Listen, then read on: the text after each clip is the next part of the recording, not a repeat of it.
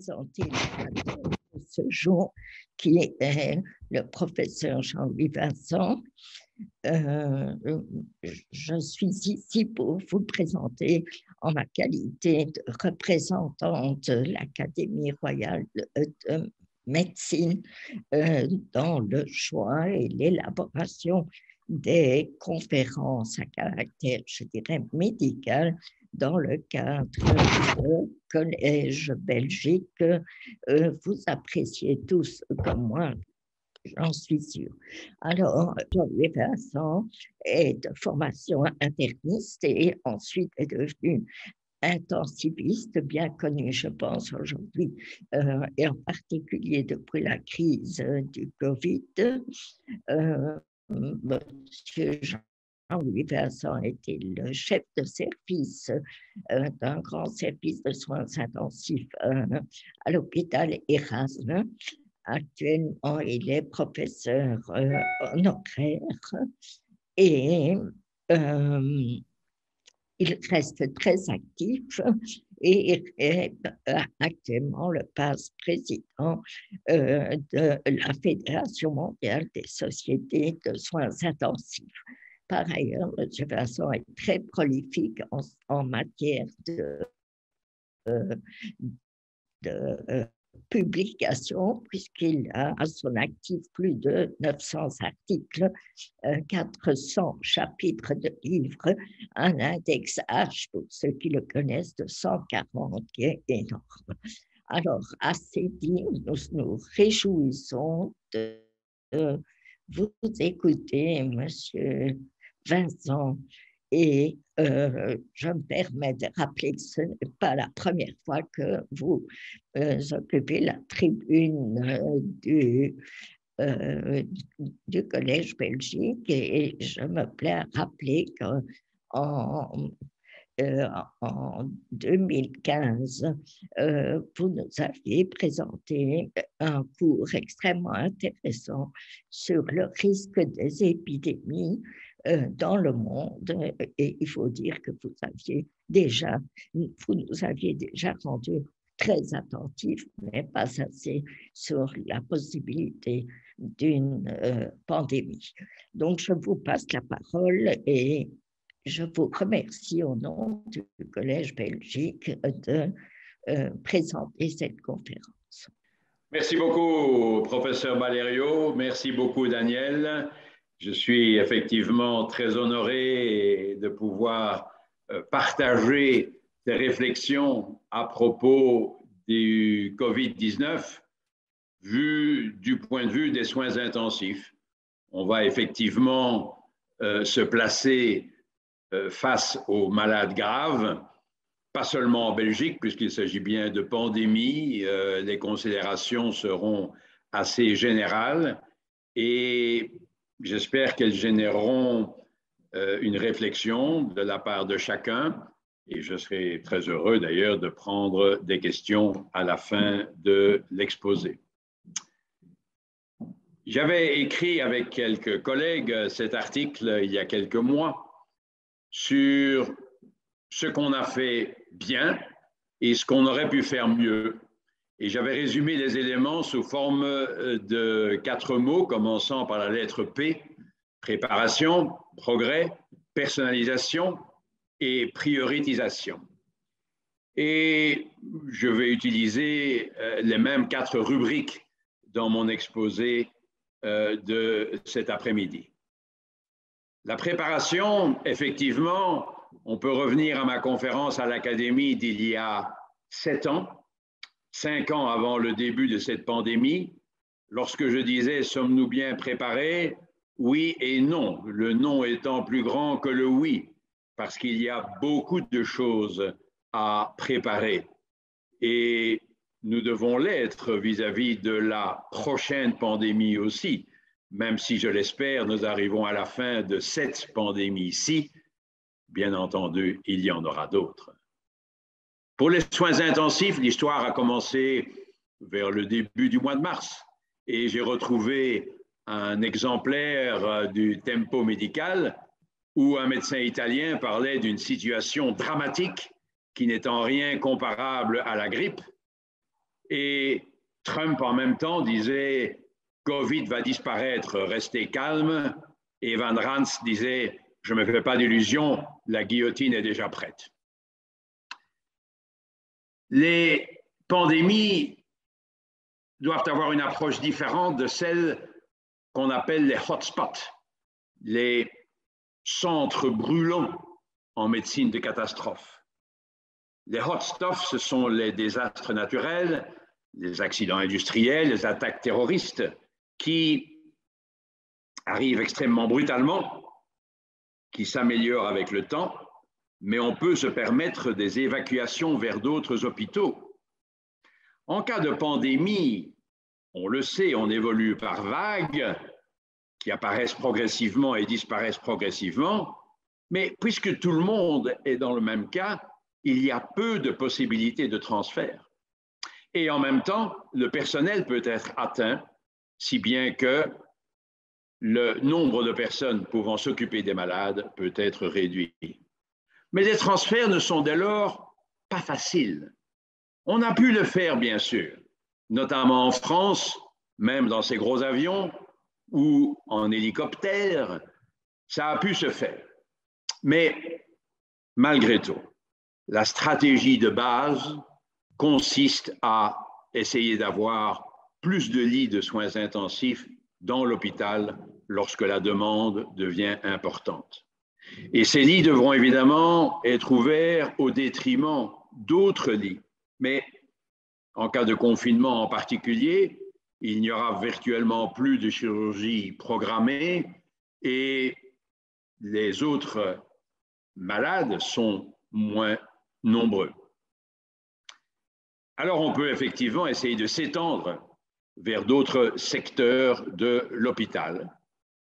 Les unités intermédiaires comme la stroke unit, l'unité coronaire. On peut même utiliser les salles de post-anesthésie, les recovery rooms, puisqu'il y a moins d'interventions chirurgicales. Et on peut essayer évidemment de renvoyer chez eux les malades qui peuvent être, qui sont prêts à quitter l'hôpital. Donc il faut vraiment repenser l'institution, avoir un système de flèches pour passer d'un compartiment à un autre. Et évidemment, tout ça doit être adapté à l'hôpital en question.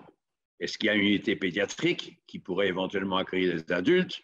Est-ce qu'il y a une stroke unit, etc. Mais il y aura même peut-être des réflexions éthiques à ce stade à avoir, mais j'en parlerai vers la fin de mon exposé. Des lits, il nous faut des lits. Mais qu'entendons-nous par cela? Parce que ce n'est pas n'importe quel lit. Il faut évidemment pouvoir apporter suffisamment d'oxygène. Il faut pouvoir voir les malades dans ces unités. Il faut avoir un contrôle de l'infection. Il faut avoir des endroits où on peut, comme on dit, se déguiser, donning and doffing, mettre tout cet équipement qui nous permet d'entrer en contact avec le malade. Et donc, ce n'est pas si évident. Lors de l'exposé à l'Académie, il y a 7 ans, j'avais présenté cette image que j'aime beaucoup parce qu'elle m'impressionne beaucoup. C'est celle des tentes qu'on avait mis devant les hôpitaux pour pouvoir accueillir plus de malades lors de la grippe espagnole.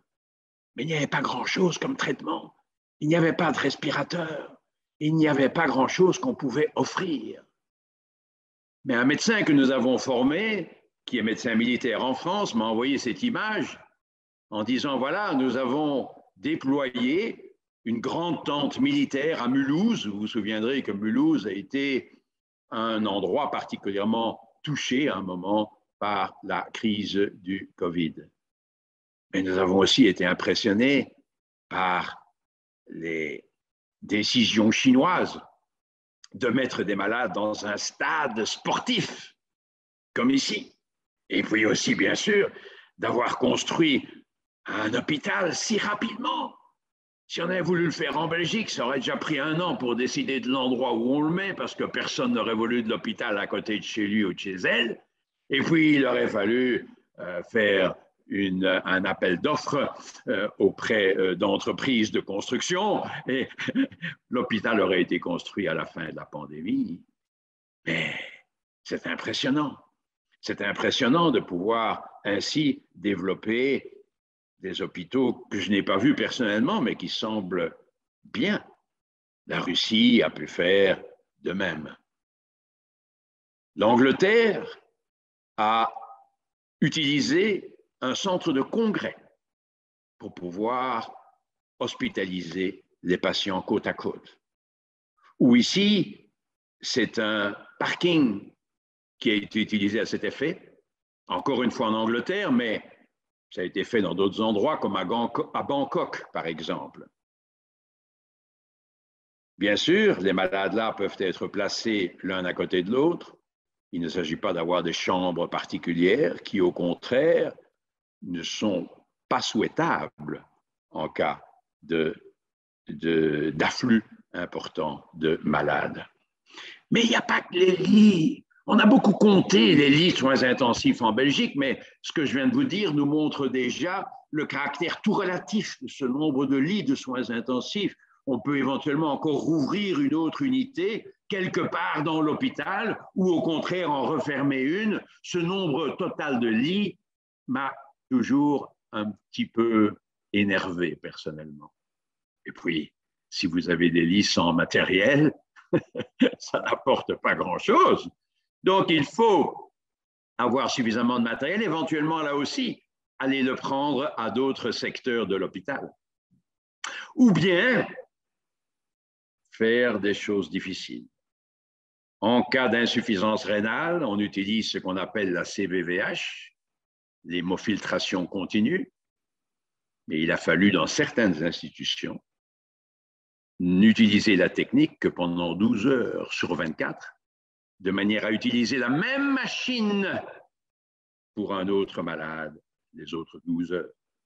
Un peu comme dans certains pays où les enfants vont parfois à l'école le matin, parfois à l'école l'après-midi, parce qu'il n'y a pas assez de classes pour pouvoir les prendre tous.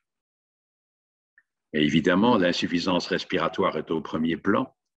Et donc, on a dû aller chercher des respirateurs en anesthésie. Regardez ce qui est écrit sur l'image.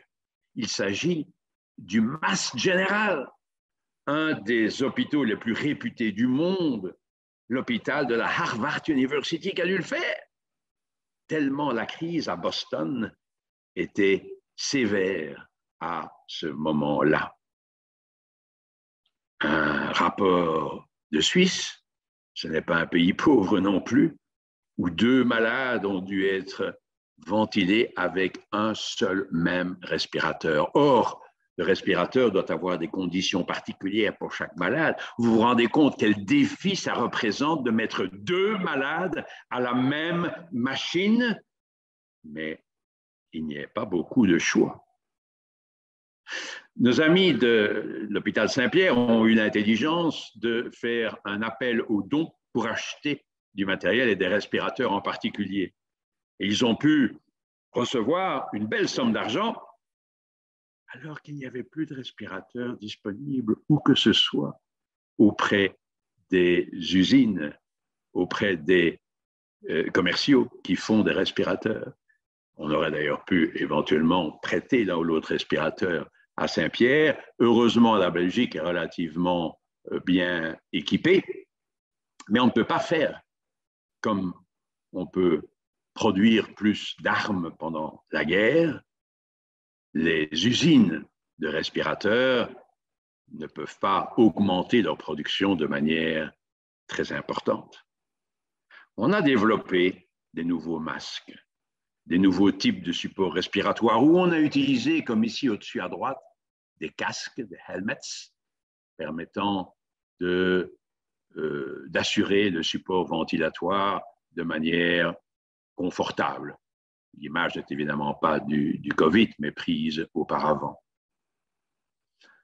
Un jour, j'ai reçu un appel de mon ami Guy Sels, ancien bourgmestre de Forêt, qui me dit « Jean-Louis, Audi, la marque de voiture, Audi produit moins de voitures aujourd'hui, il serait prêt à aider à faire des petits respirateurs, est-ce que tu veux bien collaborer ?» L'idée me semblait extrêmement intéressante, même si, encore une fois, elle ne pouvait pas trouver une place en Belgique, mais il y a pas mal de pays dans le monde qu'on aurait pu aider par des petits respirateurs. Et ici, mon ami Mervyn Singer, à l'UCL, University College of London, avait la collaboration avec Mercedes pour faire le même genre de choses, des valves de pression continue dans les voies aériennes pour aider au support ventilatoire des malades. C'est intéressant, avant la pandémie, on n'aurait pas pensé à une collaboration avec les usines de voitures. Il y a eu un moment où, dans certaines zones, ils ont eu des difficultés de supply en oxygène. Bon, l'image ici représente l'Afrique, mais certaines régions aux États-Unis, en Angleterre, à un moment, ont eu peur de se retrouver avec un manque d'oxygène dans les hôpitaux. Heureusement, ça n'a pas été trop grave. Mais il faut le matériel. Et puis, si on n'a pas le personnel, ça n'ira jamais. Il faut avoir du personnel spécialisé, formé. Vous savez, on aurait pu ouvrir des lits à l'hôpital militaire si on avait voulu. On aurait eu des lits. On aurait pu trouver sans doute quelques respirateurs à l'hôpital militaire. On aurait pu aider. Mais sans vouloir du tout critiquer qui que ce soit, ce n'est pas tout d'avoir des lits et du matériel. Il faut avoir du personnel. Et ça ne s'invente pas, ces équipes de médecins, d'infirmiers, infirmières, de kinésithérapeutes de haut niveau. Alors, on a essayé de les garder le plus possible dans la chambre, de manière à éviter qu'on entre et on sorte, qu'on doive chaque fois enlever ses vêtements, remettre ses vêtements. Et c'est assez amusant. Ici, un collègue anglais, Montgomery, a développé des holsters, hein, des systèmes de sacs qu'on peut mettre en bandoulière pour porter ses lunettes, son téléphone et un peu de matériel. On a aussi mis du matériel à la limite de la chambre, des pompes à perfusion, des moniteurs, même des panneaux de commande des respirateurs, avec de longs tubes jusqu'aux malades, pour éviter de devoir entrer et sortir de la chambre. On a utilisé beaucoup d'ultrasons portables, qui nous permettaient d'ailleurs d'introduire des sondes pour nourrir les malades. On a fait des progrès en utilisant ces tout petits appareils. Mais dans certains centres, on est retourné à la dialyse péritonéale, qu'on a virtuellement abandonnée dans nos régions occidentales. Donc, on met du liquide dans le ventre pour après le faire partir et ainsi épurer de manière finalement relativement efficace les malades en insuffisance rénale. Donc, c'est space, c'est stuff, le matériel, et c'est systems. Ces 4 mots sont bien connus de ceux qui sont spécialistes en système de santé ou même en économie, hein, les 6 S. Donc, nous n'avons pas en médecine développé des éléments nécessairement tellement nouveaux. Nos collègues de l'industrie utilisent déjà des principes que nous pouvions adopter.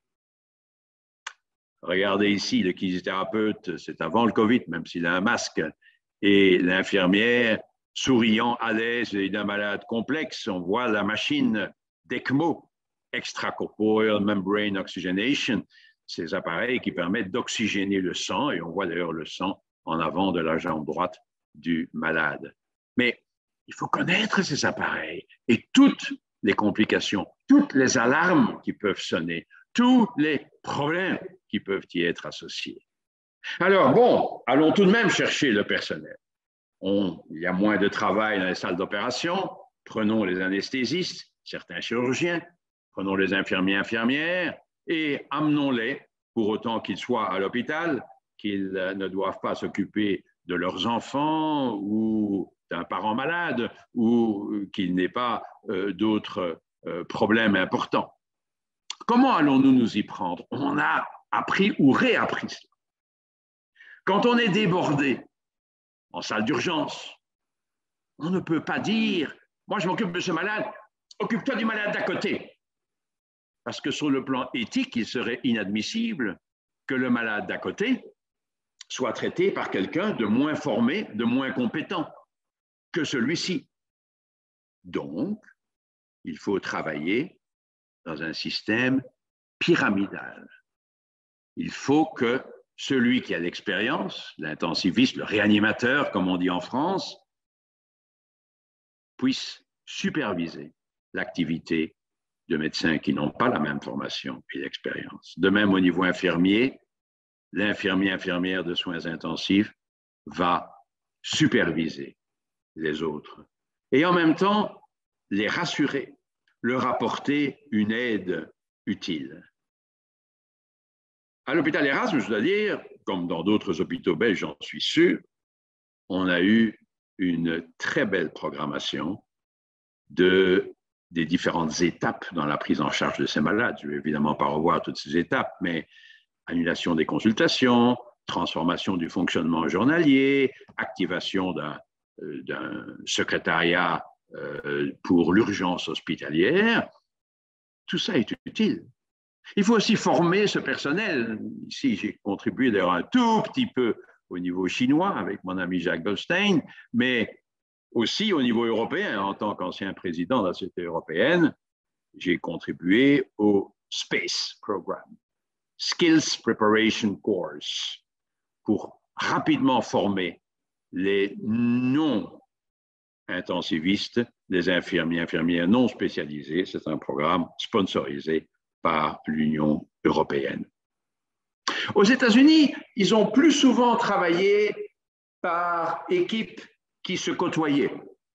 On peut concevoir qu'il y a un team des voies respiratoires fait de physiothérapeutes, peut-être de pneumologues, un team d'intubation, des anesthésistes qui passent uniquement pour intuber la trachée de malades qui en ont besoin, un team pour placer des cathéters, par exemple, un radiologue invasif qui a l'habitude de placer des cathéters intraveineux, de manière à ce que le réanimateur ou l'intensiviste puisse se concentrer sur d'autres tâches. On peut même considérer, comme à l'époque de la grippe espagnole, des personnes totalement non spécialistes qui viennent aider, encore que dans notre monde sophistiqué d'aujourd'hui, le besoin pour personnel absolument pas qualifié est relativement limité. Mais tout ça n'est pas simple parce qu'il y a en plus évidemment toutes les frustrations, le travail intense, le besoin de s'habiller, se déshabiller, s'habiller, se déshabiller, le besoin de formation, le besoin de rassurance, le temps pour les discussions, le support psychologique, l'évitement de formalités administratives qu'on n'a vraiment pas le temps de faire.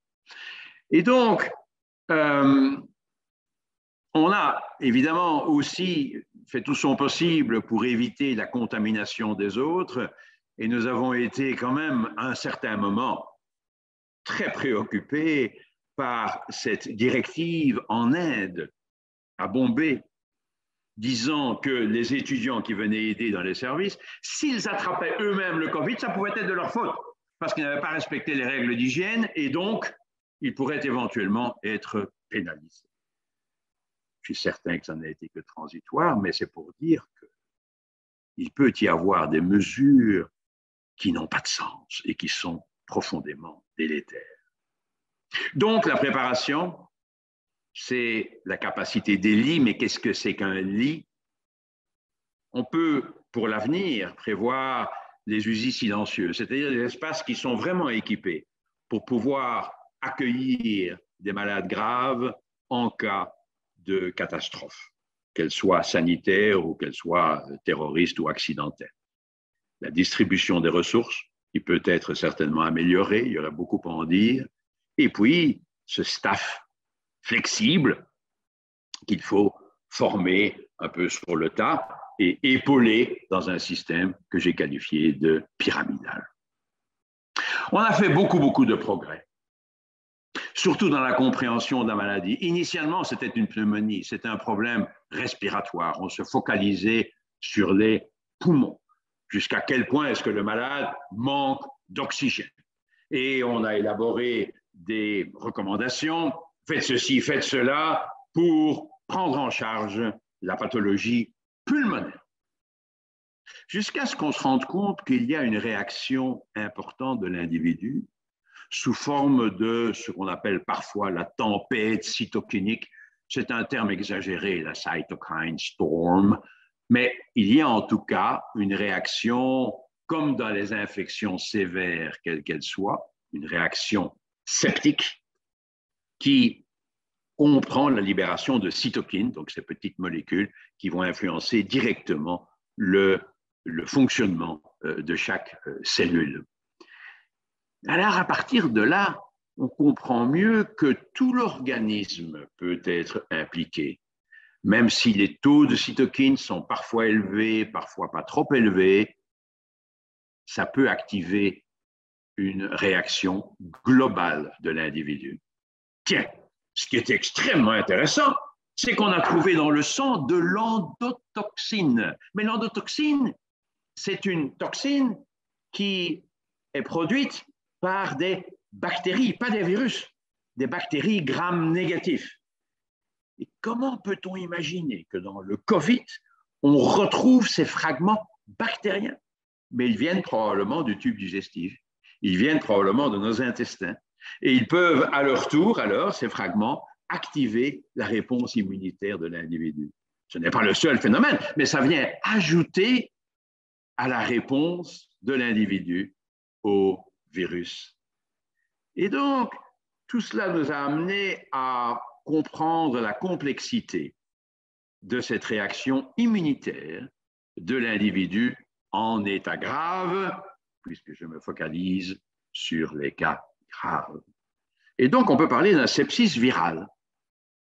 Sepsis, c'est ce qu'on appelait dans le temps septicémie, mais voilà, c'est un terme abandonné parce que ça ne se passe pas nécessairement dans le sang, mais il y a une réaction septique de tout le corps. Et avec Myriam Rembeling et Isabelle Salmon, de notre service de l'anatomopathologie, nous avons contribué à l'étude d'autopsie de malades décédés en nous rendant compte qu'on peut retrouver des particules virales virtuellement dans tous les organes de l'individu décédé. Et donc, c'est ce que j'ai qualifié ici, le COVID-19, it's all about sepsis. It is sepsis. Peut-être pas exactement le même que le sepsis bactérien, mais on ne va pas entrer dans les détails.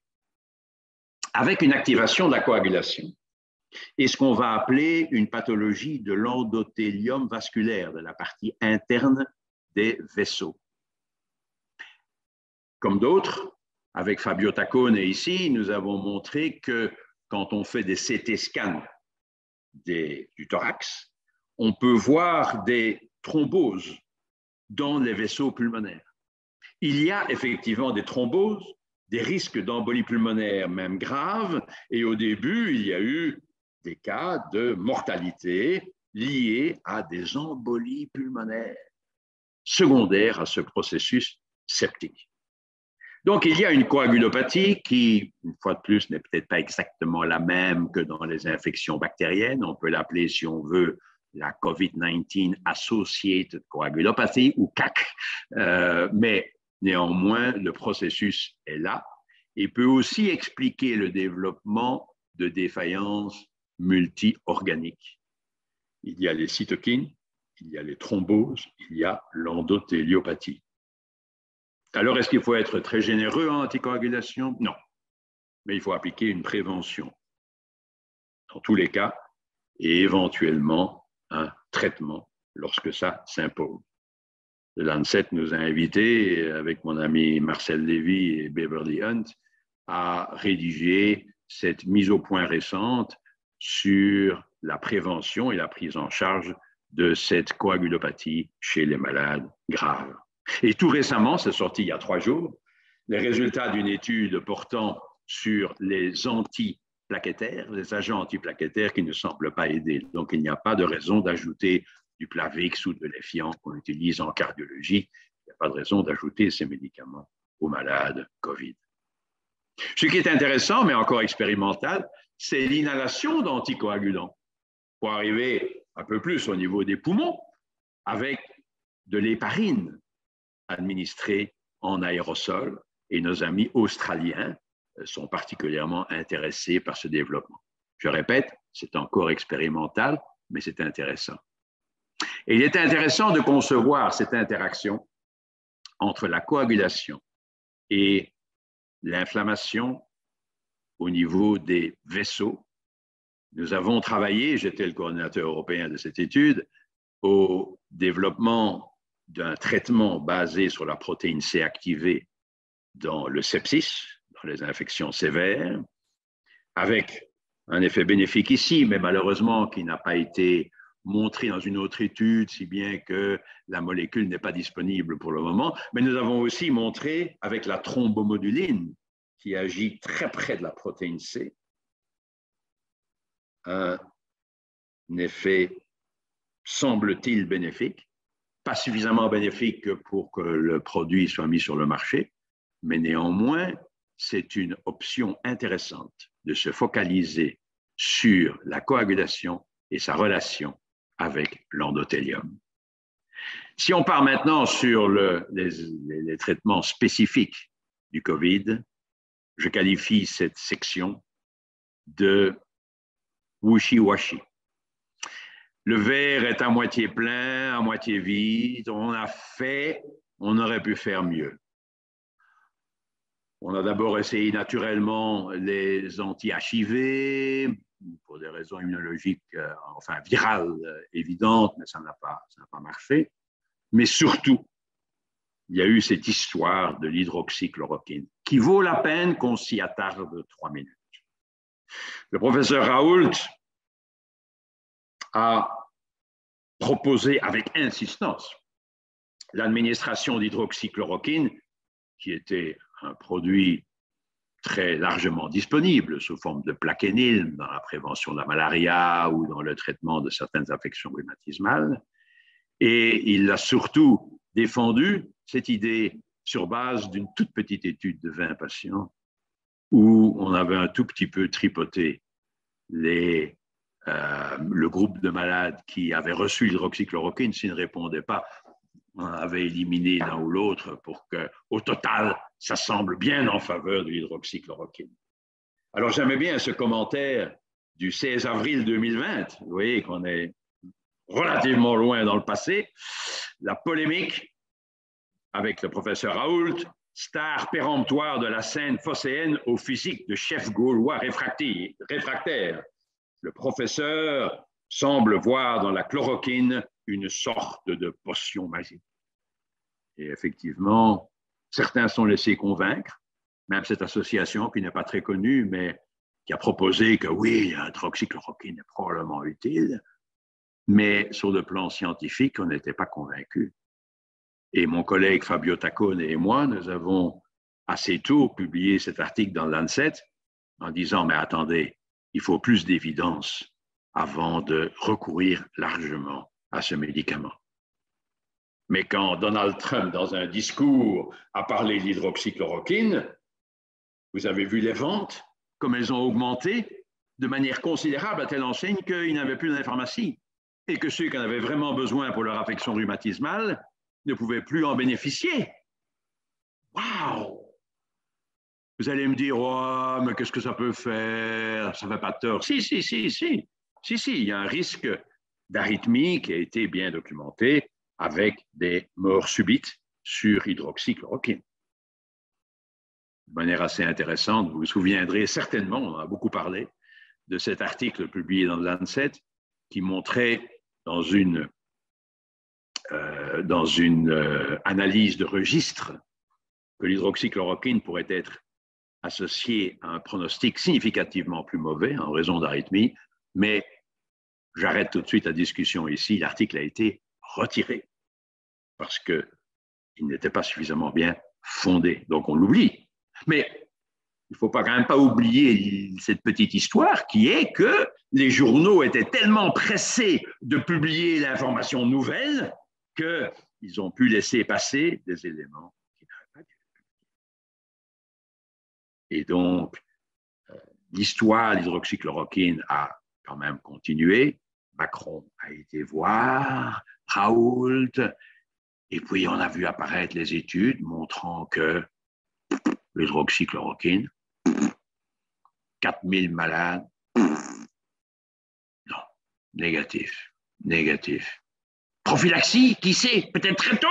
Non, non, non. L'azithromycine qui était donnée avec l'hydroxychloroquine, non, pas plus efficace. Quand on fait des études bien menées, on se rend compte qu'il n'y a rien.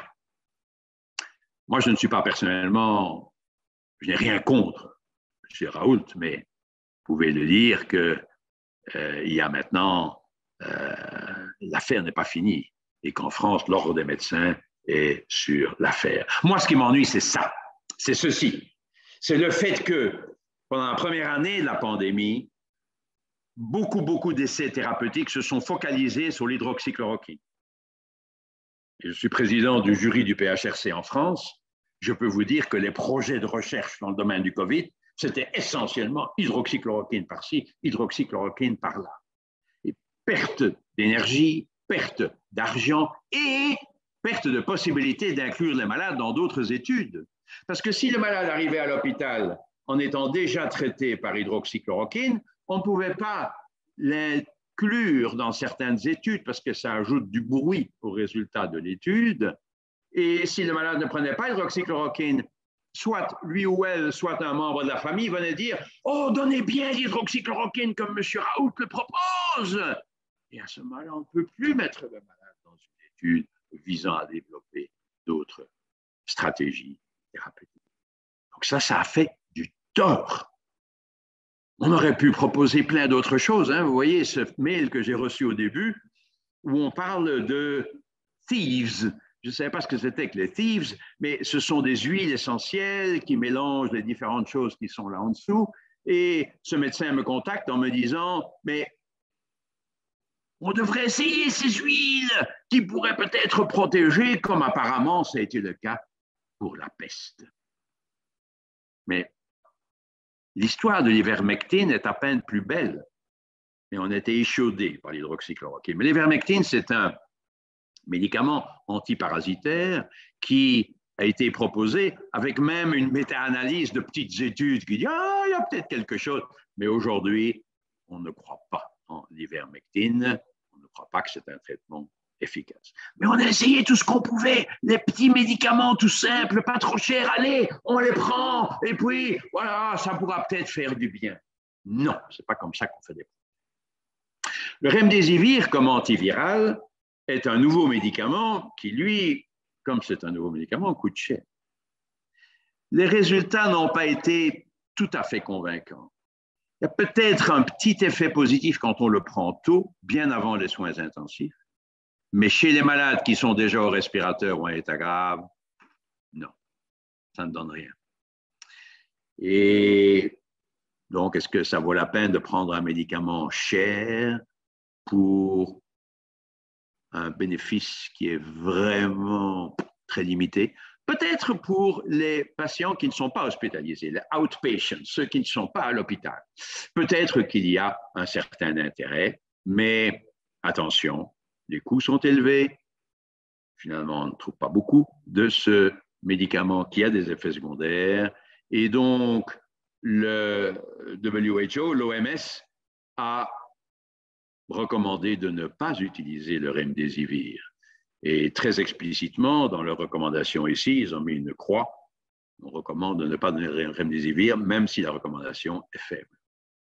Pour être complet, il y a 2 jours, est sorti ce papier canadien montrant quand même sur un certain nombre de malades, il y a plus de 1200 malades graves, un effet bénéfique. Donc, il y a peut-être un petit quelque chose, mais rien de très significatif. Un petit quelque chose, mais rien de très convaincant. On a passé beaucoup de temps au plasma de convalescents qui contiennent beaucoup d'anticorps forcément, et je vais résumer ici parce que au total, l'expérience clinique a été relativement peu convaincante, y compris en Belgique d'ailleurs. Il y a eu une étude, même 2 études réalisées qui n'ont pas pu montrer de bénéfices sensibles. Peut-être ici une étude portant sur des personnes assez âgées, de 77 ans en moyenne, traitées extrêmement précocement, avec du plasma qui avait des titres élevés. Mais globalement, le plasma de convalescent n'a pas convaincu. Et puis, avec le changement de variant, on peut quand même se poser des questions. Il en va de même, même si le traitement est plus efficace, avec les anticorps spécifiques développés spécifiquement contre le virus, avec effectivement là des effets bénéfiques dans les stades précoces. Même avant l'hospitalisation, même s'il faut le donner par voie intraveineuse, mais ou au tout début de l'hospitalisation. Et avec Michel Goldman et Michel Kazatchkin, nous avons écrit ce papier dans PLOS Médecine, invitant les autorités européennes à développer plus vite ces anticorps monoclonaux à administrer précocement dans la maladie. Pas chez les malades de soins intensifs, c'est trop tard et ça pourrait faire pire mieux chez ces malades. Il peut y avoir des réactions immunitaires défavorables. Mais on a appris beaucoup de l'immunomodulation. Si la réponse de l'autre, de l'homme, de l'être humain n'est plus adéquate, il y a alors une réaction inflammatoire exagérée et les corticostéroïdes ont quand même montré des résultats assez bénéfiques, avec une diminution des besoins de ventilation mécanique d'1 tiers, une diminution de mortalité d'1 tiers chez les malades qui sont traités par ventilation mécanique. Vous voyez les courbes, c'est quand même sensiblement positif. Même si, avec Naël de Backer et Elia Azoulay, on a écrit cet article en disant « Gardons un œil critique sur cette évidence ». Et d'autres l'ont fait de même. Dans le Lancet, ici, la controverse reste, il y a encore des incertitudes. Vous voyez, il ne faut pas prendre les choses en noir et blanc en disant « ça c'est bon, ça c'est pas bon, c'est bon ça, c'est pas bon ça », comme trop souvent la question nous est posée. Peut-être que la dose devrait être plus élevée que les 6 mg. Peut-être que ça devrait être 12 mg par jour. Peut-être qu'il faut donner ça un peu plus tôt qu'on l'a fait à un certain moment. Quand faut-il vraiment commencer les corticostéroïdes? Bonne question. Et puis alors, d'autres stratégies portent sur ces cytokines, sur ces substances qui viennent influencer le métabolisme de la cellule, avec notamment l'interleukine 6, qui est une cytokine pro-inflammatoire. Alors là aussi, on pourrait passer beaucoup de temps à discuter une étude négative, une étude négative, une étude peut-être positive, et puis une étude positive, et puis une étude positive, peut-être une étude négative, peut-être une étude positive, jusqu'à ce que les grandes plateformes comme Recovery, retenez ce nom, si vous ne le connaissez pas encore, ont montré que la mortalité était sensiblement diminuée. 4%, c'est beaucoup. Et donc, c'est une étude qui est franchement positive en faveur du tocilizumab, qui est un médicament déjà utilisé dans les pathologies rhumatismales. Et ici, une méta-analyse récente qui montre que, bon, il y a un bénéfice. Il n'est peut-être pas énorme, mais il y a un bénéfice. Malheureusement, le médicament n'est pas toujours disponible, précisément parce qu'il est déjà utilisé dans le secteur rhumatologique. On pourrait bloquer l'interleukine 1, qui est une autre substance pro-inflammatoire, avec l'anakinra, la L1 receptor antagonist, et notre ami Giamarellos a présenté ceci à notre symposium annuel. Si on donne cette anakinra chez des malades qui ont un marqueur de l'inflammation élevé, on peut effectivement avoir un effet bénéfique. Et donc, il y a même une étude belge qui a porté là-dessus, mais cette étude est négative. C'était intéressant, elle a vraiment rassemblé les différentes universités belges et chez nous, Maya Ites, je pense, était impliquée aussi. Mais voilà, étude négative, mais sur un nombre de malades assez limité, et il n'était pas très malade, il n'était pas très atteint. Enfin, je le mentionne quand même, petit cocorico belge. Le baricitinib, un autre anti-inflammatoire, un inhibiteur JAK, semble bien efficace aussi. C'est une étude positive et une autre. Donc là, on a quelque chose. Mais vous voyez, chaque fois, ce ne sont pas des résultats spectaculaires. C'est pas comme on proposait pour l'hydroxychloroquine. C'est pas ça. C'est pas aussi important que ça, mais il y a malgré tout un certain bénéfice. L'interféron, surtout dans des cas avérés, n'a pas été très probante et pourrait même avoir un effet plutôt délétère. Mais il y a encore un inhibiteur du granulocyte macrophage colony stimulating factor, GM-CSF, un inhibiteur d'une substance pro-inflammatoire qui semble être bénéfique. Je vais m'arrêter là pour ne pas avoir une répétition de différentes options thérapeutiques. Mais ce que je veux montrer, c'est que, un, il y a plusieurs options thérapeutiques. Deux, que ce ne sont pas des bénéfices qui sont énormes dans chaque cas. Et trois, on ne sait pas très bien maintenant comment les associer. En d'autres termes, si le malade est déjà sous corticostéroïdes, est-ce qu'il y a quand même une place pour un anti-IL-6? Ou si le malade est sous corticostéroïdes et anti-IL-6, est-ce qu'il y a une place pour un inhibiteur de l'IL-1? Question vraiment compliquée. Il y a encore plein de questions qui restent, mais en soins intensifs en tout cas, corticostéroïdes, anti-IL-6, baricitinib et l'enzilumab comme inhibiteur du GM-CSF. On peut continuer. On pourrait se demander, il faut donner des vitamines, de la vitamine D, du zinc dans les infections. C'est bon ça, non? Bénéfice qui n'est pas très probant. Ah, on peut toujours en donner un peu, ça. Ça, je crois que ça ne peut pas vraiment faire de tort. Mais il y a aussi cet élément intéressant. Est-ce qu'on pourrait utiliser les techniques de purification du sang? Puisqu'il s'agit d'une dérégulation de la réponse de l'individu, mon ami Claudio Ronco et moi, depuis le début, on dit mais il y a peut-être une place pour les circuits extracorporels pour enlever ce qu'il y aurait de trop dans le sang. Il y a beaucoup de cytokines, il y a beaucoup de médiateurs, et bien plutôt que d'essayer de se focaliser sur l'un ou l'autre, on pourrait éliminer tout ce qui déborde. Les autorités ont accepté l'introduction de ces systèmes pour cette indication particulière. Mais il faut bien dire que les études cliniques n'ont pas été terriblement probantes. Donc, l'idée est bonne, intéressante, mais il faut plus de données cliniques. Si ça vous intéresse, ce papier est sorti aujourd'hui.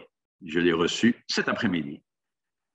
A Guide to Immunotherapy for COVID-19, qui est un excellent résumé d'experts dans le domaine, qui montre comment on peut se focaliser sur le virus, sur les médiateurs, ou ce qu'on peut appeler les effecteurs, c'est-à-dire, par exemple, la coagulation, l'endothélium vasculaire, et pour essayer de limiter les conséquences. On aurait pu encore citer beaucoup de choses. Le Camostat est un médicament utilisé au Japon, dans la pancréatite chronique, et qui pourrait donner quelque chose. Elle est encore à l'étude, y compris en Belgique. On pourrait avoir des récepteurs solubles, on pourrait avoir, pourquoi pas des hormones femelles, puisque les femmes semblent être moins atteintes par le COVID. Nous avons essayé en Belgique, avec notre secrétaire perpétuel sortant, et malheureusement, cette étude n'a pas été probante. Un antidépresseur, fluvoxamine, peut-être. La famotidine, comme antiulcéreux. La colchicine a même été proposée, mais ce n'est pas très convaincant. La mélatonine, qu'on prendrait pour le décalage horaire, ne semble pas terriblement efficace. Mais voilà, la clofazimine, intéressant. publié dans un journal hors pair, c'est un vieux médicament anti-lèpre qui peut être donné par voie orale, mais voilà, qui n'est pas sans danger, mais qui pourrait peut-être là aussi être testé. Bref, il y a beaucoup de choses qu'on pourrait encore tester. Voici comment on pourrait développer des nouveaux médicaments spécifiquement pour le COVID-19. Nos amis chinois vont dire, mais nous avons des herbes chinoises et dans les quelques petites études qu'on a faites, ça semblait donner des résultats positifs. Attention, ce n'est pas suffisamment crédible à ce stade et je ne recommanderais sûrement pas de prendre des herbes chinoises dans le COVID, ni même d'autres interventions thérapeutiques que vous pourriez juger intéressantes. Mais donc, tout ça soulève des questions importantes sur la recherche qu'on a pu adopter, avec les questions, est-ce qu'on ne peut pas avoir des populations mieux caractérisées, basées sur des biomarqueurs, certains de ces cytokines, par exemple. Et alors, ce qu'on a appris, mais clairement, c'est que nous pouvons être mieux organisés au niveau international. Nous pouvons travailler ensemble. Il y a eu beaucoup d'études dans le domaine du COVID, mais il y a aussi maintenant des réseaux qui se sont formés ou qui se sont développés, qui existaient, mais qui ont vraiment progressé lors du COVID. Alors voilà une aide efficace des autorités. Lisez-le. Les autorités d'Angleterre, d'Écosse, etc., ont écrit une lettre en disant « Nous décourageons fortement l'utilisation de traitements qui n'ont pas de licence, qui n'ont pas d'indication dans le COVID. Mais nous recommandons aux malades d'être inclus dans les études. Nous suggérons que les hôpitaux du Royaume-Uni essayent de recruter 60% des malades avec COVID dans des études cliniques. Voilà qui est bien. Plutôt que de dire non, études cliniques, non, je ne veux pas être un Kobe. Non. Donnez-moi quelque chose. Oui, donnez-moi une petite pilule si vous croyez que ça marche, mais non. Et les plateformes comme Recovery, Solidarity nous ont permis de faire des progrès considérables. On peut même revoir la manière dont on conduit les études cliniques. Plutôt que de faire des études prospectives randomisées avec un groupe traité comme ci et un groupe placebo ou un groupe traité comme cela, eh bien, on peut avoir une plateforme dans laquelle on abandonne un bras, on a plusieurs bras, mais on abandonne un bras si on a l'impression que ça ne marche pas. On peut même réintroduire un autre bras.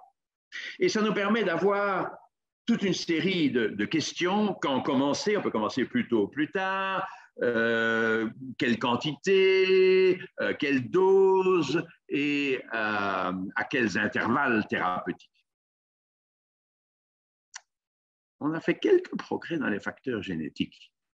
On a vu qu'il pouvait y avoir une association avec le groupe sanguin. Bon, on ne peut pas y faire grand-chose. On a vu d'autres facteurs génétiques. C'est vrai qu'on ne peut pas y faire grand-chose, mais c'est intéressant de voir que, notamment, des facteurs génétiques peuvent influencer l'activité de l'interféron, qui est quand même en première ligne de défense vis-à-vis des virus. Et je ne vais pas m'attarder à cela. Je vais quitter le progrès.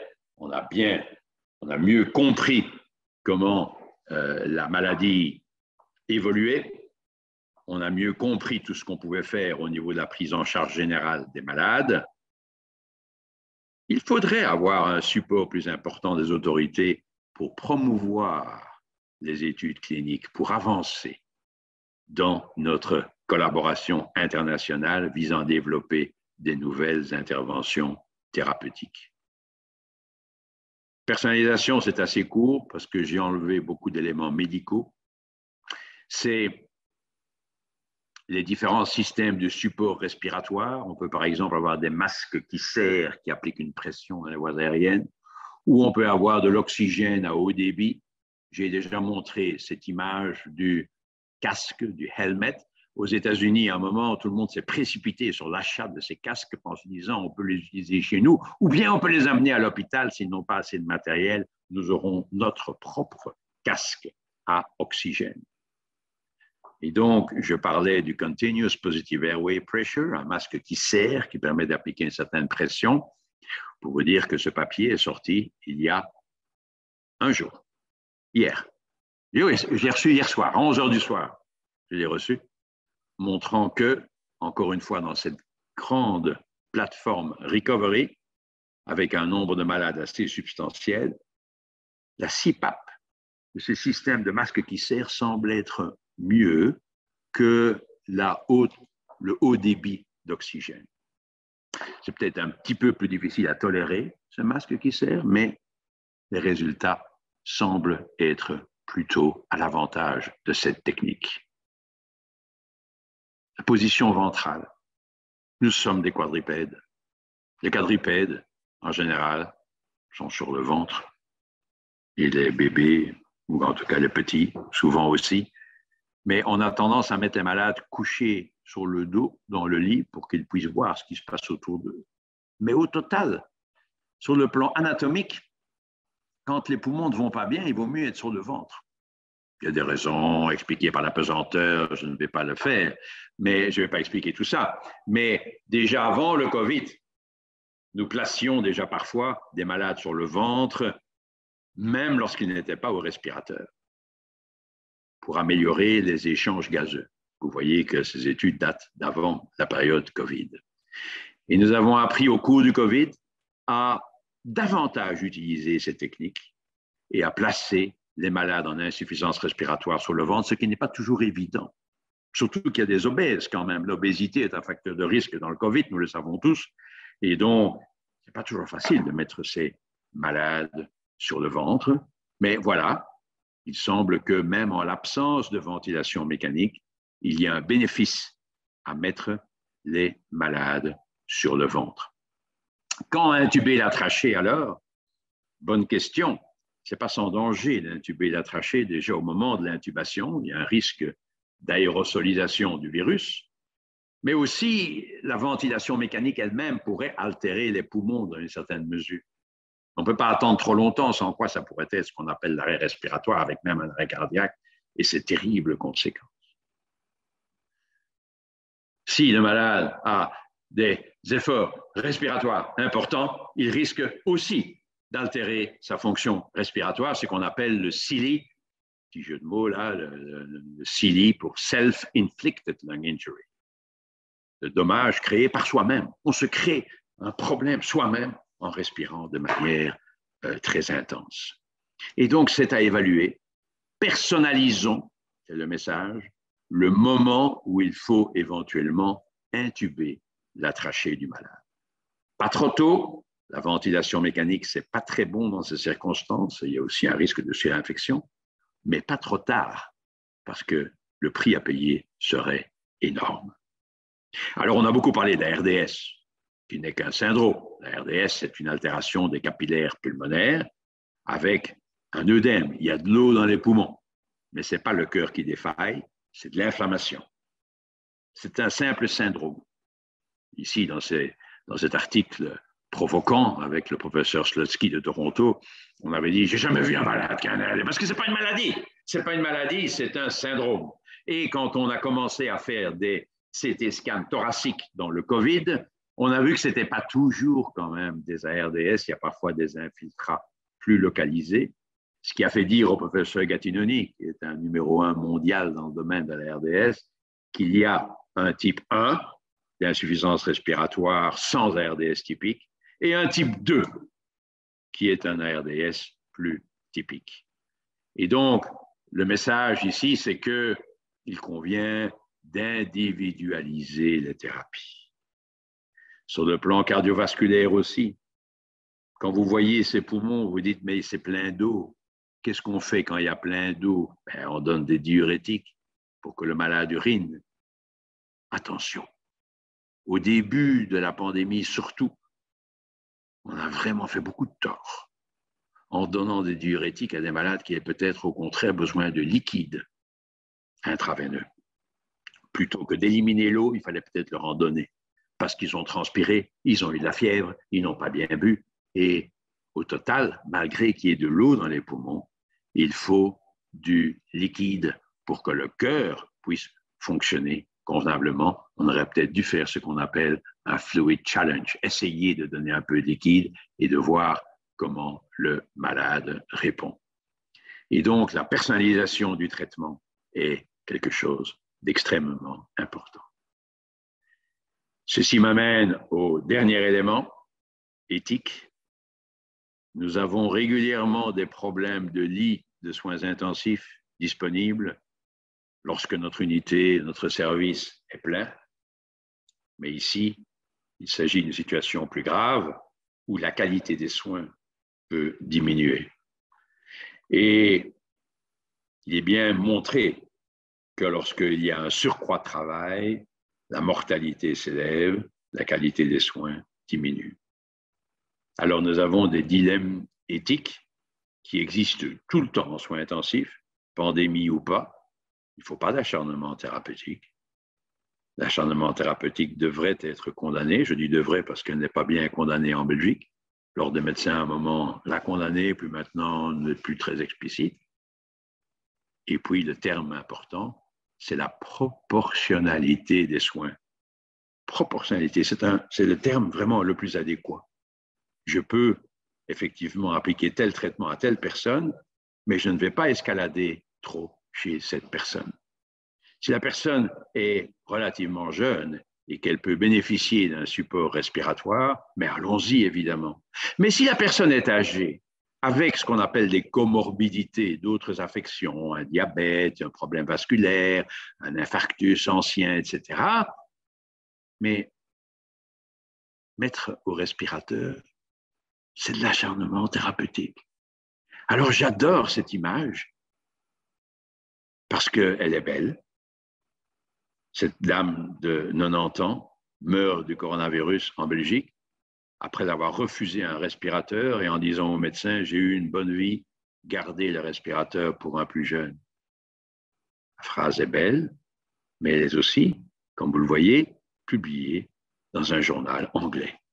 Elle a été sortie au niveau international, ce qui est, je trouve, très, très beau parce que nous ne pouvons qu'être fiers de cette considération. Alors, là aussi, avec Dr. Slutsky, on avait écrit Just Imagine. Au tout début du problème, on avait dit imaginez un peu que les unités maintenant soient pleines de malades. Et les gens qui ont lu l'article ont dit oh mon Dieu, mais comment est-ce possible? Et effectivement, c'est ce qu'on a connu ultérieurement. Non pas qu'on est des grands prophètes, pas du tout, mais on pouvait s'attendre à ce que les unités en arrivent à un scénario catastrophe. Avec le docteur Kreter, on a ici revu les aspects éthiques. On essaye d'étendre le nombre de lits de soins intensifs, mais il y a un moment où, malgré tout, l'unité déborde. Et donc, on est là confronté au principe de justice distributive. Un des 4 grands principes de bioéthique, il faut que tout le monde ait les mêmes chances. Et donc, il y a, ce n'est pas un beau terme, le terme de triage, de tri. Ce n'est pas un beau terme, c'est le terme qui est utilisé au niveau international. On n'a rien trouvé de mieux. Il faut tenir compte de l'âge, pas seulement de l'âge, mais quand même beaucoup de l'âge. Dans le COVID, l'âge est extrêmement important. Mais il y a, encore une fois, les comorbidités, les autres affections, la sévérité de la défaillance d'organes. Et il convient d'avoir un processus décisionnel qui ne soit pas au petit bonheur la chance, mais qui soit bien codifié, avec des règles que chacun a pu discuter et que chacun peut comprendre. S'il n'y a pas un plan de triage, comme on l'a écrit ici, les patients vont recevoir des traitements en soins intensifs par chance.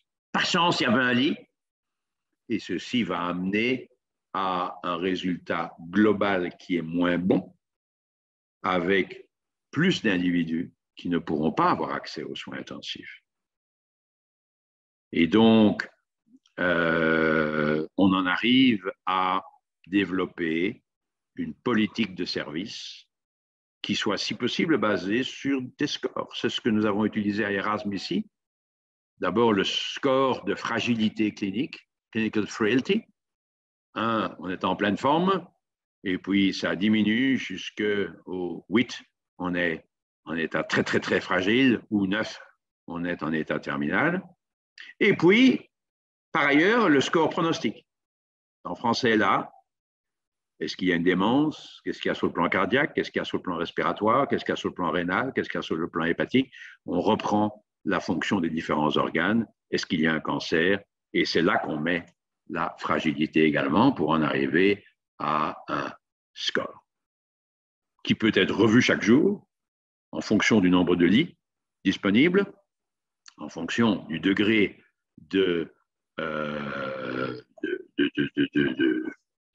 d'occupation des lits, à l'hôpital et en soins intensifs en particulier, en gardant à l'esprit ce qu'on n'a pas toujours fait, qu'il y a des patients non Covid.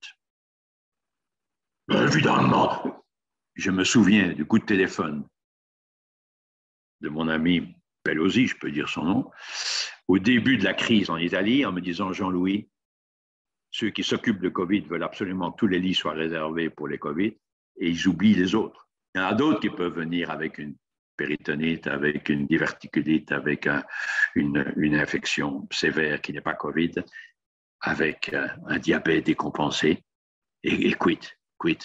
Non, j'ai déjà assez de Covid. Mais non, et alors? Non. Tout le monde doit avoir les mêmes chances. Pas question de donner la priorité au cas. Et pourtant, au début, on a été obligé de réserver un certain nombre de lits de soins intensifs au Covid parce que certains hôpitaux, sinon, auraient autant aimé avoir moins de malades Covid très lourds qui ne rapportent pas beaucoup par rapport aux malades de chirurgie élective qu'on pourrait continuer à soigner et garder dans les lits de soins intensifs. Donc, il a fallu, là, avoir un minimum de lits pour les Covid. Et il y avait beaucoup moins d'autres malades, comme on l'a dit au début, beaucoup moins d'autres malades quand même dans les hôpitaux. Mais après le confinement, plus tard dans l'évolution, c'est un peu dans l'autre sens. Il faut garder des lits pour les non-Covid. Un de nos collègues belges nous disait à Glem, si j'ai déjà 5 patients Covid dans mon unité et un non-Covid, et puis un autre malade non-Covid qui arrive, qu'est-ce que je fais? Bonne question. Cet article vient de sortir aussi, vous voyez, le 17 janvier. On a essayé, évidemment, de garder des malades Covid en dehors des unités de soins intensifs, là où on pouvait utiliser la CPAP ou l'oxygénation à haut débit, de manière à désengorger les unités de soins intensifs.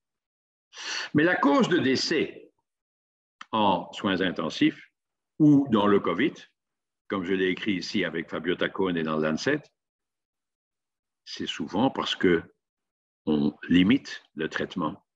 Cette personne âgée venant de son home, on ne va pas utiliser de support ventilatoire.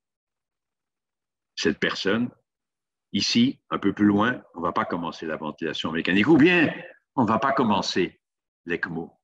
Mais donc, c'est en général dans des limitations thérapeutiques. Si le COVID n'était qu'une affection respiratoire, on pourrait tous les sauver potentiellement par la ventilation mécanique et l'ECMO si ça ne va pas. Non? Si c'est purement respiratoire. Mais ce n'est pas purement respiratoire et il peut y avoir des complications. Mon schéma ici a été reproposé par d'autres avec toujours cette question, est-ce qu'il est approprié d'escalader le traitement? Bon, on a beaucoup utilisé l'ECMO jusqu'à présent dans le COVID, avec des résultats qui ne sont pas mal. J'ai regardé hier le registre d'ECMO dans le monde. Tout n'y est peut-être pas, mais beaucoup y sont. On arrive à un total de 12 000 patients COVID traités par ECMO, et vous voyez ici les différents pays. Vous pourrez y voir le site si vous voulez, beaucoup en Amérique du Nord et en Europe, et avec une mortalité globale qui est de l'ordre de 50%. Donc, on ne peut pas dire que c'est de l'acharnement thérapeutique de faire de l'ECMO. On peut dire que les résultats ne sont pas mauvais. Mais quand on applique l'ECMO comme représenté dans ce schéma, on a aussi besoin de plus de personnel. Donc, moins de personnel pour les autres malades. Il faut y réfléchir. C'est ce que nous avons écrit dans cet article portant sur l'éthique de l'ECMO. C'est que s'il y a beaucoup de malades, commencer une ECMO va utiliser des ressources humaines, pas seulement le matériel. Si on a l'ECMO disponible, le matériel ne pose pas de problème. Des ressources humaines qui seront moins disponibles pour les autres. Alors, qu'est-ce qu'on fait quand l'unité est pleine? Ça n'a pas toujours été bien discuté dans la littérature, dans les études. On ne peut pas utiliser la règle du premier arrivé, premier servi, ni la règle de la loterie. Ce sont des règles qu'on retrouve parfois ici ou là, qui ne peuvent pas être acceptées sur le plan éthique. La loterie, on dit « Ah, si tu n'as qu'un lit en soins intensifs et si tu as 2 malades qui arrivent en même temps, il n'y a jamais juste 2 malades qui arrivent en même temps et il n'y a jamais juste un lit disponible en soins intensifs. Il faut avoir une vue d'ensemble. Vous avez des personnes qui peuvent peut-être aller vers une salle ordinaire, personnes qui peut-être pourraient décéder, disons-le franchement, ou peut-être autre chose. Et il y a 3, 4, 5 malades qui pourraient arriver. Lesquels va-t-on prendre, lesquels ne va-t-on pas prendre? Donc, c'est beaucoup plus compliqué que tirer au sort, prendre une pièce de monnaie et l'acheter en l'air. Il n'y a pas de loterie. Et l'autre élément, c'est le first come, first served. L'unité est pleine, qu'est-ce que tu veux que je fasse? J'ai pas de lit, j'ai pas de lit. Non. Il n'y a rien à faire, mais parfois, il faut encore trouver un lit. Et justement, je l'ai abordé il y a une seconde, éventuellement, arrêter un traitement chez un malade qui n'a pas de chance ou trop peu de chance de s'en sortir pour prendre un autre malade dans le service. On n'est pas très protégé par la loi, hein, ici. La loi sur l'euthanasie, ce n'est pas vraiment pour les soins intensifs. Hein. Et donc, ce sont des décisions qui sont difficiles à prendre, mais c'est vrai. Si vous avez un malade qui peut bénéficier de ventilation mécanique, mais il n'y a pas de respirateur disponible, ben, il faut peut-être effectivement prendre le respirateur d'un autre. Prendre le respirateur d'un autre. Et donc, c'est ce que nous avons proposé ici. Des choses qu'on ferait, qu'on ne ferait pas en cas de fin de vie. Vous pouvez le lire, c'est aussi... Non, oui, je crois que c'est Open Access. Et avec la Société belge de soins intensifs, à l'époque où j'étais président, nous avons écrit cet article où nous avons dit qu'en Belgique, nous accompagnons souvent les malades par des doses importantes de sédatifs, même lorsqu'il n'y a pas d'inconfort. On n'est pas protégé par la loi. On n'est pas protégé par la loi du tout, du tout. En France, bien. La France a une loi contre l'acharnement thérapeutique et pour la sédation terminale. En Belgique, nous n'avons pas. Mais c'est la triste réalité. Il faut parfois attendre un malade mort pour pouvoir prendre un autre dans ces situations extrêmement graves. Et à mon sens, la fin de vie devrait être relativement courte pour pouvoir effectivement aider le malade qui attend pour pouvoir prendre le lit. Situation extrêmement difficile à appréhender par des jeunes qui doivent là aussi être encadrés. Il faut une décision de team, il faut impliquer le staff senior, il faut le support psychologique pour aider les jeunes. Mais il faut leur expliquer que c'est le bien, que c'est faire le bien en tenant compte d'un certain nombre de malades qu'il faut traiter, pas d'un seul malade qu'on a devant soi, mais il faut avoir une certaine perspective altruiste vis-à-vis des autres. Dernier petit point, la mortalité liée au COVID, c'est un phénomène extrêmement complexe, problème extrêmement complexe, et parce qu'il y a beaucoup de gens qui meurent de quelque chose en étant positifs pour le COVID. On peut évidemment voir les courbes de mortalité, je vais arriver à la fin de mon exposé, mais considérez ceci. Dans une maison de repos, une personne âgée, démente, qui meurt et qui est retrouvée morte le lendemain, est-ce que c'est une mort COVID ou pas? Au début, on a eu tellement de morts dans les maisons de repos en Belgique. Est-ce que c'est une mort COVID ou pas? Et si la personne est testée négative, c'est quand même une mort COVID? Et si la personne est testée positive, c'est une mort COVID? Beaucoup n'ont pas été testés, bien sûr. Mais si la personne est testée positive, elle peut malgré tout mourir d'autre chose. Nous avons une personne très célèbre en Belgique qui est arrivée à l'hôpital avec un choc cardiogénique, un infarctus très étendu, qui était en fin de vie sur le plan cardiaque, mais qui a été testé positif au COVID. Alors c'est quoi? C'est une mort COVID ou c'est une mort cardiaque? Celui-ci, il a été retrouvé mort. Il a oublié son parachute, mais il était positif pour le COVID. Est-ce qu'il est mort de sa chute ou est-ce qu'il est mort du COVID? Et donc, ce sont des questions qui ont été soulevées dans les articles.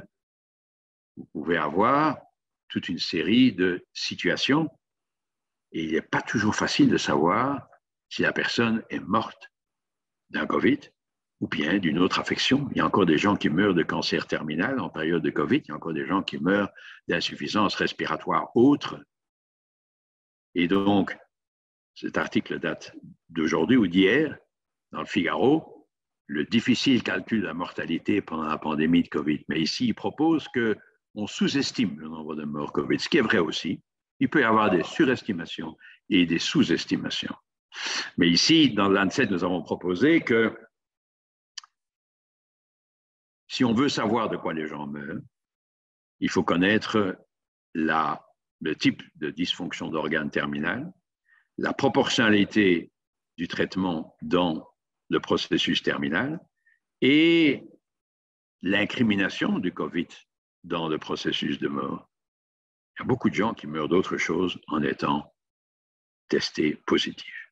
Et à l'hôpital, il y a beaucoup de malades aujourd'hui qui ont des affections diverses et qui sont positifs pour le COVID, mais ils n'ont pas de symptômes du COVID, mais ils sont dans un état grave lié à leur autre affection. Dans tout cela, on a aussi compris qu'il faut un support psychologique important. Les séquelles du COVID, ce n'est pas seulement respiratoire, c'est aussi des problèmes psychiatriques. C'est compliqué de rester longtemps dans une unité de soins intensifs au respirateur, en ECMO.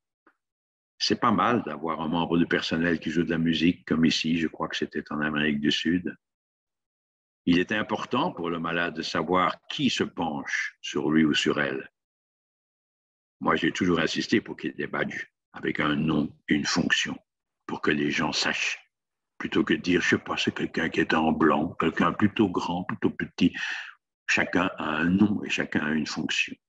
Eh bien, dans le COVID, on ne reconnaît plus les gens. On devient fou d'avoir des gens habillés comme ça, autour du lit. Et ici, c'est un de mes collègues que j'apprécie de Houston qui a décidé que chacun aurait une photo de lui-même ou d'elle-même autour du cou pour que le malade puisse voir à qui ils ont affaire. Et évidemment, on a aussi pensé aux visites et beaucoup utilisé les visites virtuelles. On a beaucoup utilisé les iPads pour que les malades puissent communiquer avec leurs proches.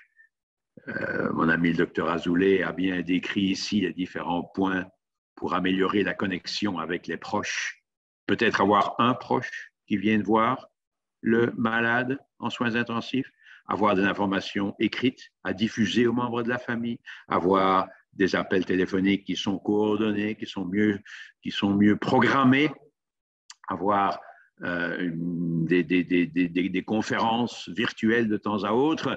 Et évidemment, la situation devient différente lorsqu'il s'agit d'une question de fin de vie où évidemment les visites sont beaucoup plus facilitées. Et nous avons la chance dans notre service, comme dans certains autres hôpitaux belges, d'avoir une psychologue. Nous, c'est nous-mêmes qui la payons par un fonds, le fonds-ci, mais c'est extrêmement utile. Pour les familles, je le répète, mais aussi pour le team. N'oublions pas, il y a tellement de burn-out, il y a tellement d'infirmiers et infirmières qui sont partis maintenant, qui ont changé même d'orientation après le Covid. On aurait peut-être pu faire mieux au niveau du support psychologique. C'est bien que le malade puisse en sortir, évidemment, mais il faut penser aussi au personnel qui devra en soigner d'autres après et qui doit récupérer à un certain moment et qui doit pour cela avoir la reconnaissance des gens, une reconnaissance financière et surtout morale. C'était tellement chouette d'applaudir le personnel au début, mais c'est fini. Et donc, certains sont d'ailleurs morts eux-mêmes pendant la pandémie. Et voici le cas de cette jeune résidente new-yorkaise qui s'est suicidée après avoir quitté le service lors d'une de ces journées absolument dingues à New York, lors de la crise qu'ils ont connue. Et ce sont des éléments qui font mal et qui font que, encore une fois, le personnel de soins intensifs doit être vachement remercié. Nous devons avoir une approche responsable socialement si on veut garder les équipes, si on veut garder les gens qui pourront s'occuper des autres ultérieurement. Et donc, il y a une prioritisation à respecter avec toute une série d'éléments à développer et à discuter plus avant.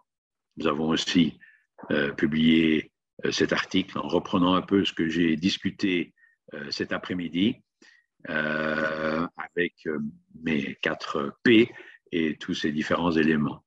Je termine seulement en disant qu'on a fait des progrès considérables en diminuant la mortalité du Covid, en ne tenant pas compte des différences de variants, en tenant compte ici de la sévérité. Donc, à sévérité égale, nous avons fait des progrès considérables. Et c'est encore les Anglais, avec leurs données administratives cohérentes, qui ont pu montrer que la survie à degrés similaires de sévérité, la survie a augmenté. Les risques de mortalité ont diminué.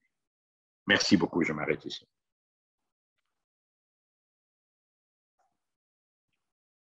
Je suis tout prêt à prendre quelques questions, si vous voulez. Et je regarde, ah oui, mais il y a déjà des questions dans le chat.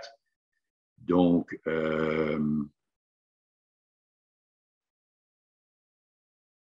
je ne vais pas m'attarder à la vaccination parce que ce n'est pas vraiment ma préoccupation principale. Je pense que c'est extrêmement compliqué. La question porte sur la vaccination obligatoire du personnel de soins intensifs. C'est compliqué. Parce que, a priori, on en va dire, ben évidemment, avant de t'occuper de malades, tu dois être vacciné. Mais si c'est pour perdre quelques membres de l'équipe soignante, alors qu'on doit déjà fermer des lits de soins intensifs parce qu'on n'a pas assez de personnel, et si on doit les fermer parce que soit les gens ne peuvent plus venir travailler parce qu'ils ne sont pas vaccinés, soit ils sont tout simplement fâchés et ont décidé de partir, ça n'est pas la solution non plus. Donc, ce que nous essayons par tous les moyens, c'est de les encourager à se faire vacciner, mais il n'y a pas de solution facile à cette question extrêmement complexe. Alors, oui, le professeur Raoult a sorti un livre, il accuse la mauvaise gestion de certains hôpitaux, que le sien offre une belle sécurité économique. Il accuse l'acharnement des journaux. Oui, la bataille réellement n'est pas terminée en France, mais je pense que le professeur Raoult est en train de perdre des plumes de plus en plus. Évidemment, il trouvera sans doute des supporters, comme on trouve des anti-vax et autres supporters de thèses qui ne sont pas cohérentes, mais c'est vrai que au total, il ne va pas convaincre. Il prétend que tout est bien chez lui, tout est bien à Marseille, mais les Parisiens notamment sont très mécontents de ces assertions et les discussions continuent. Est-ce qu'on peut revoir la conférence sur le site? Je pense bien, oui. La conférence, je pense, apparaît sur YouTube. Je pense d'ailleurs que ma conférence précédente est toujours sur YouTube. Je crois qu'elle est toujours là. Je n'ai pas essayé de la revoir. Ben voilà. La réponse est ici. L'enregistrement sera bientôt disponible sur la plateforme l'académie.tv, l'académie en un mot, LACA, etc., l'académie.tv, et sur la chaîne YouTube de l'Académie royale de Belgique. Voilà la réponse précise à la question. Ma chère Danielle Balerio, est-ce que nous avons un peu fait le tour de la question? J'ai parlé une petite heure et demie. Je sais que c'est entre 1 heure et 2 heures. Donc, je me suis dit que c'était une durée plus ou moins raisonnable. Mais même si ça a paru peut-être un peu, parfois un peu long, j'ai fait de mon mieux. Est-ce que tu m'entends? Oui, très bien. Est-ce que... Oh, alors, merci. Comme d'habitude, il y avait beaucoup d'informations. Maintenant, une question provocatrice. Tu me connais. Pour revenir à ton titre de ta conférence, quels sont les changements, penses-tu, que seront apportés pour le futur, pour être peut-être mieux préparés, pour avoir plus d'effectifs, enfin pour répondre à tes 4 P? Oui, enfin, j'ai chaque fois apporté une réponse partielle à cette question à la fin de chaque paragraphe. Je ne pense pas qu'il y ait des réponses simples du genre il faut plus de lits soins intensifs en Belgique. On a vu dans la crise que malgré tout, on a un nombre de lits soins intensifs qui est raisonnable en Belgique, qui n'est pas excessif, mais qui est raisonnable. Et 2, que quel que soit le nombre de lits de soins intensifs, il sera toujours débordé. Et donc, ça n'est pas la solution. De plus, avoir des lits qui sont inoccupés avec le personnel et avec le matériel, ça nous amène à avoir un système qui est peu efficace, avec le personnel qui se tourne les pouces quand il n'y a pas de malade et avec des respirateurs qui deviennent vieux, qui s'altèrent dans une cave ou dans une armoire parce qu'on ne les utilise pas. Donc, ça n'est pas raisonnable. Mais, comme je l'ai dit, avoir des USI silencieuses, des silent ICUs, des endroits où on peut s'étendre, ça, je crois que c'est utile. Mais nous avions déjà fait ça lors du H1N1. Madame Anne Collings nous avait demandé de voir un peu quels sont les lits de soins intensifs qu'on peut occuper autour de nos lits. Et c'est ce que j'avais fait. J'avais fait mon petit tour, j'avais rentré mon rapport sur des lits qu'on peut aménager en dehors du service des soins intensifs.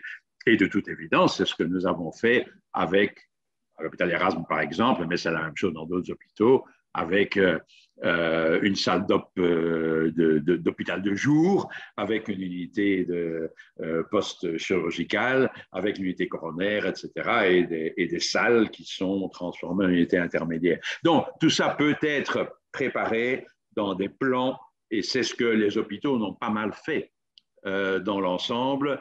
Certainement encore mieux le faire, bénéficier de l'expérience du COVID pour la prochaine pandémie, mais ça, c'est des choses qu'on peut assez bien faire. Au niveau des études cliniques, je l'ai dit, c'est mieux travailler entre nous, travailler avec ces plateformes, avec les designs adaptatifs dans des études. C'est difficile d'entrer dans les détails de la manière de procéder, mais c'est clair que nous n'avons pas été suffisamment bien organisés au début. Et évidemment, quand il y a plein de malades et qu'on est archi-occupé dans les unités, c'est pas à ce moment-là qu'on a le temps de s'arrêter et de dire « Bon, que va-t-on faire comme étude? Attends, on va y réfléchir. » On n'a pas le temps de réfléchir, on est le nez dans le guidon et on verra après. Et puis après, quand on a vraiment le protocole d'étude prêt, il y a moins de malades parce qu'on termine la vague en question et puis on se retrouve avec une étude, mais trop peu de malades. Je suis je travaille au KCE, je suis conseiller au KCE, et on s'est retrouvé comme ça parfois dans des situations où il y avait peu de malades qui étaient inclus dans les études parce que les médecins n'avaient plus, plus assez de cas COVID. Alors, évidemment, d'un côté, on était content d'avoir moins de cas COVID, on ne peut être que content, mais de l'autre, on était un peu triste en disant, mais on pourrait bien avancer dans les traitements. Et donc, c'est un peu paradoxal comme situation. Les aspects éthiques, j'en ai parlé. Je pense qu'il faut les aborder très ouvertement, et je crois qu'il faut reconnaître les choses comme elles sont. Il ne faut pas utiliser des langues de bois, dire on fait comme un mieux, hein, ou essayer d'y échapper en disant l'unité est pleine, qu'est-ce que je peux faire? Comme certains disent, parfois je ne peux pas mettre deux malades dans le même lit. Mais c'est des réponses qui n'ont aucun sens, évidemment. Il faut pouvoir réfléchir raisonnablement et humainement à ces questions. Si, je voudrais mentionner que j'ai vu récemment un très beau livre de photos qui a été réalisé dans un groupement d'hôpitaux bruxellois et qui rend hommage au personnel décédé. Je crois que, voilà, il n'y a pas que l'infirmière à New York qui s'est suicidée en partant. Je crois que le personnel médical a payé un lourd tribut. Voilà, moi, je peux te remercier et laisser la parole à toi pour la conclusion, mais je vois qu'il n'y a plus d'autres Si, il y a encore une autre question. Quelqu'un demande s'il y avait une bonne collaboration entre hôpitaux en Belgique. Je te dirais oui. Il y a une bonne entente entre hôpitaux, et de nouveau, en tant qu'ancien président de la Société belge de soins intensifs, je peux témoigner du fait que nous avons des relations très amicales, et nous collaborons de manière très positive. Maintenant, le système n'a pas toujours été parfait pour identifier les lits disponibles dans d'autres hôpitaux. Et ça, c'est évidemment pas une communication de soins intensifs à soins intensifs, mais c'est une coordination centrale qui aurait pu être plus efficace qu'elle n'a été. Mais là aussi, c'est quelque chose qu'on pourra certainement améliorer, on pourra certainement en reparler.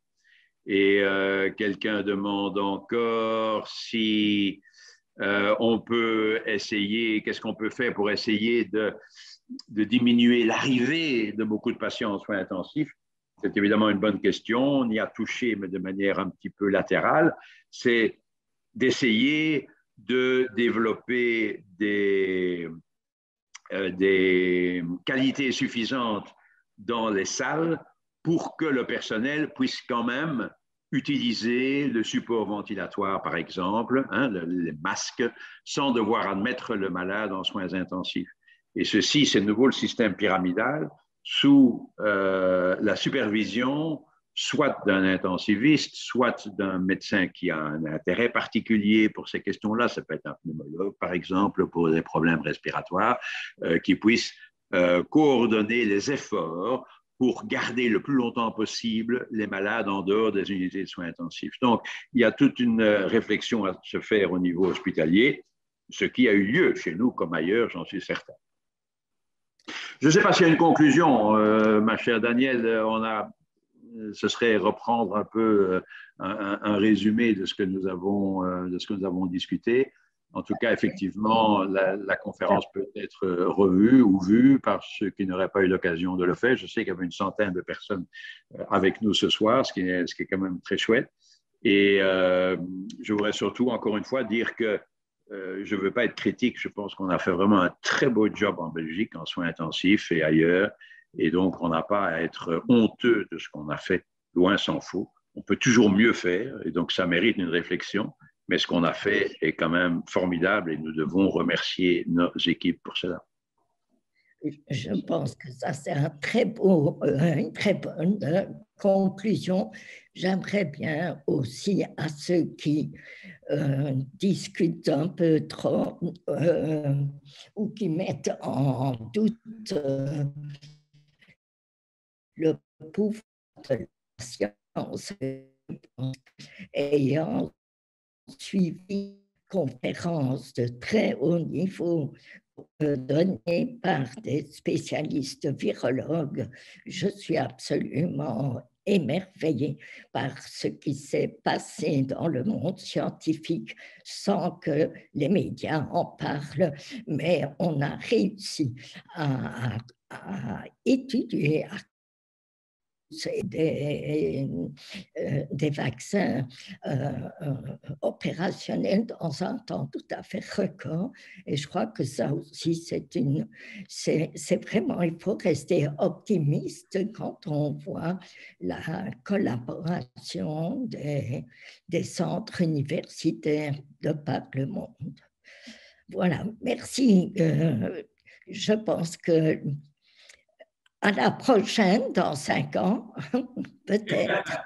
Et merci au Collège Belgique de nous avoir donné l'occasion de t'entendre ce soir. Bonne soirée à tous et à toutes. Au revoir.